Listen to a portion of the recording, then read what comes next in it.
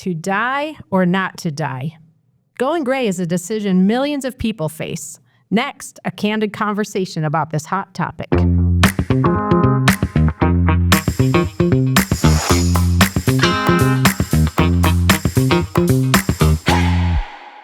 Welcome to Aging Unscripted, a podcast with a different perspective on aging. Here, we explore a wide range of topics, really focused on exploring, honoring, and celebrating the aging process. I'm Jill Vitale-Aussem, and I'm privileged to serve as the president and CEO at Christian Living Communities, a nonprofit senior living and services organization based in Denver, Colorado. And today in the studio with me, I'm super excited to have Pam Sullivan. And Pam is our Vice President of Communications and Philanthropy. We're going to talk about a big topic today. Big topic. Big topic, personal topic. Personal to each of us and to millions of people. And so what we're going to be talking about is to die or not to die. Not to die. Or not to die. And what we're really chatting about here today is the decision to go gray. Right? Big decision. Big decision. Big decision to start coloring. Big decision when you decide to go gray. And so for those of you who are just listening to the audio, what you are not seeing is Pam's beautiful head of silver hair. And Jill's beautiful hair. I am envious of yours, Pam. You've got the best going on. That takes a while. But you know, it really is. It's a big topic right now. There's a lot of celebrities that are deciding to age in a more natural way and maybe not color their hair. And so we wanted to just chat a little bit today about our journeys with it. And, you know, just from the beginning, like there's no judgment for people who do want to dye their hair, right? It's a very personal decision. Each person has their own journey. Yeah. What is right for them. Right. But societally, that's not always the case because there are pressures. Yes, there sure are. There sure are. So what made you decide to ditch the dye, Pam? Well, I think my journey might be a little less big than yours because you were really on the anti-ageism kick. Mine was I was just getting tired. I was just the long appointments? The long appointments and then the touch-ups in between. So it was a little bit of both. I mean, I do want to kick the ageism, fight the battle, but it was really just because I was tired. Yeah. And having to do the touch-ups in between. And it was the pandemic that did it. I know a lot of people who gave up during the pandemic, but I remember the first time I went to the hair salon when we were allowed to go back, and she's like, "What have you been doing? Your hair looks like a geode." I'm like, "What do you mean?" She goes, "There's different layers of color," because I was still doing around my face for the Zoom calls. Oh. So I had all these different colors. And I said, well, what's it going to take to get me gray? Because my hair, my natural color was really dark. So it was almost a 2-year process. But my real core motivation was just because I was tired of doing it. Yeah. What about you? Well, so I remember being 49 years old and thinking, I'm going to be 50 next year.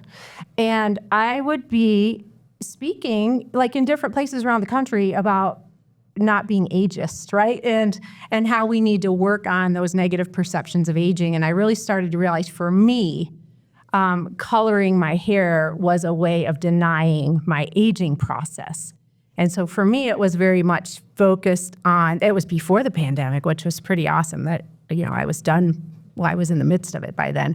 But I really wanted to, the way I appear to represent what I was really trying to focus on as a person, right? And as a professional in the aging services field. Yeah. Well, and it was ageism that actually made me start dyeing my hair. Oh, yeah. Yeah, for sure. So my children came into my life when I was 30 and 32, and I was at the playground with my toddler daughter, and I was one of those early gray people. I come from a long line of early gray-headed people. So my plan was to embrace it and really love it. But I'm at the playground with my toddler daughter, and a kid came up to me asking if I was my daughter's grandma. Okay. And I was 35 at the time. And I thought, I'm not doing this. So that's when I started. Ageism led me to start dying, right? Yeah, that's what did it. And it was that same toddler, my daughter. She told me that I couldn't go gray until I was at least 50. Oh, did she? She drew a line in the sand. She drew a line in the sand.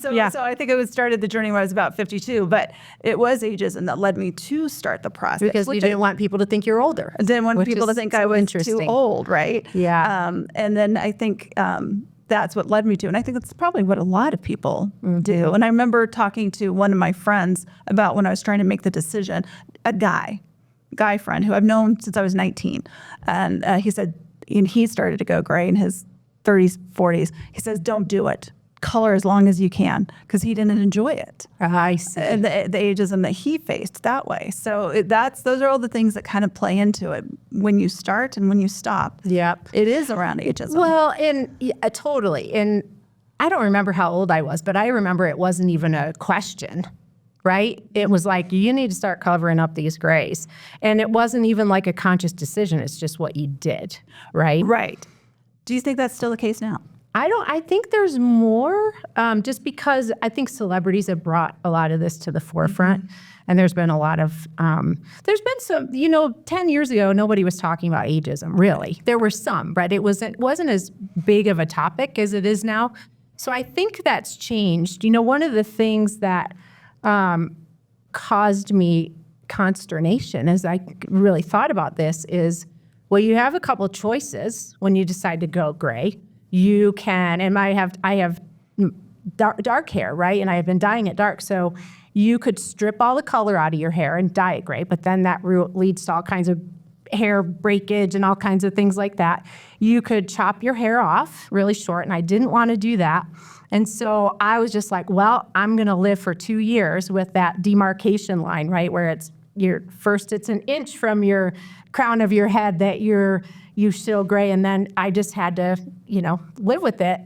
But I remember thinking as I'm growing out this dye, right, and it starts to turn orange at the ends by the time you're done. But I remember thinking as I'm growing out this dye and then slowly cutting it off, that at the same time I was releasing some of the really negative and limiting thoughts that I had about aging. So it was like this process that was happening on my head while I looked super funny and people looked at me really weird, but it was really reflecting what was happening inside me as I was doing it, which was kind of cool. I agree. I found it to be incredibly freeing. Not only freeing from the salon, and nothing against people who own salons and works in salons, you're great, but I didn't want to keep spending all my money and my time keeping my really dark hair. Yeah. When really I was more gray. Yeah. And I did find it to be really liberating not to be so concerned about that. And what was interesting, I was going to ask you this question too. My husband a couple months ago said to me, I think the best decision you ever made was to let yourself just go gray.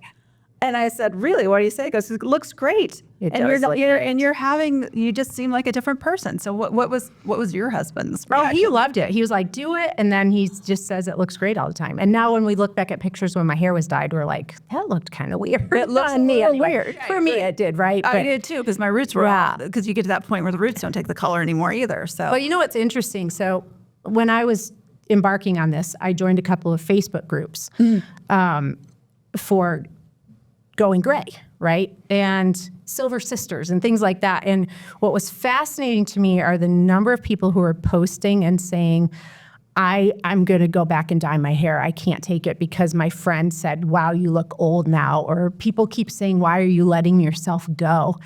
And just like the fact that women need a support group to stop dyeing their hair is like unbelievable. There is so much pressure. And I feel a lot more like I'm owning my age, right? I'm going to be 56 this year, and I'm super excited about that. And I think in addition to the hair color, right, as you said, ageism sometimes leads to coloring your hair, but for me, it freed me from a lot of that nonsense.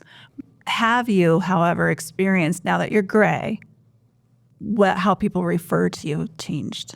Like ma'am? I got ma'am a lot more after I went yeah. gray.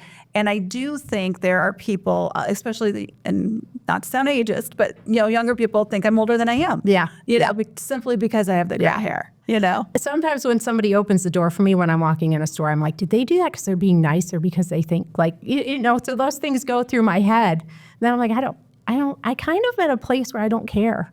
I kind of am too. And that's been the freeing piece of this. What's also interesting is your friend groups. So I have different friend groups, right? And so I have one group where I am by far the only person who will ever go gray. the rest of the women, they've even said to me, she goes, I really admire you. You're so brave, but I can never do it. And I'm like, okay, that's fine. And then I have others that they're like, it started a trend. Everyone else is now going gray. So it really just depends on, I don't even know what it depends on. I don't know if it's how people were raised, their images of themselves. I'm not sure, but it is a very personal decision. Yeah, very much so. And some people are like, I don't like the gray, the way my hair grows in gray, right? And so, whatever makes people comfortable. I think that's what this is really all about. Exactly. Not telling everybody they should hair dye their color hair. should not dictate how you feel about yourself or what age you feel like you are or act. Yeah, and I think when, also, when you really think about, and again, you can keep dyeing your hair and have positive views of aging. We're not saying that, but the more we think the negative things about aging, the more it impacts the way we age, right? Yeah. So if we carry all of this inside of us, like aging is all about decline, it's all about dependence, then all the research shows like our elderhood is not going to be as positive as it could be, right? And it actually shortens lifespans. Yeah. So it's a pretty big deal. And well, I also wonder about the older adult worker. So let's say, you have a job change in your 50s and you have gray hair. Are you going to feel like you have to go dye it to go do the interviewing? Have we, I don't think we've progressed enough that's not going to go through somebody's mind. I think we're lucky working in aging services. I think we're very But I different. think you're right. It could be a very a different situation. I think if we were in a whole different, I don't know what business, but, very forward-facing business, we would think twice about it. We may not have ever made That a is decision. very true. Yeah. So we're lucky that way. In many ways to be in this field. Yeah. Because it's the best field there is. There's the best field there is. And to all of the women and men who die or not to die, we support you in whatever your decision is. But we really welcome you to be openly gray because it's been great for us so Yeah, far. it really has been. And then you see a lot of times I'll see other women who have like amazing, beautiful gray hair. And I'm like, that looks great. And I always try to make sure to tell people that too, so they get that positive feedback as well. Absolutely. Supporting each other through the process, especially somebody who's gone through it. Yeah, absolutely. Yeah. Yeah. So we just wanted to bring this little snippet of conversation to everybody today and just share some of our experiences with to dye or not to dye. And we, Jill wrote a great blog for our organization, Christian Living Communities, but also for some of the publications. So we'll link to that in the podcast so that if anyone wants to read about it or just are interested in learning more, we'll put some resources in the podcast notes for this. Yeah, there's a lot of great things online too with different organizations. It's a big topic now. It is a big topic. And we're trending because we're talking about this hot topic. Right, Pam? That's right. All right. Well, thank you, Pam, and thank you, everybody, for joining us today for Aging Unscripted.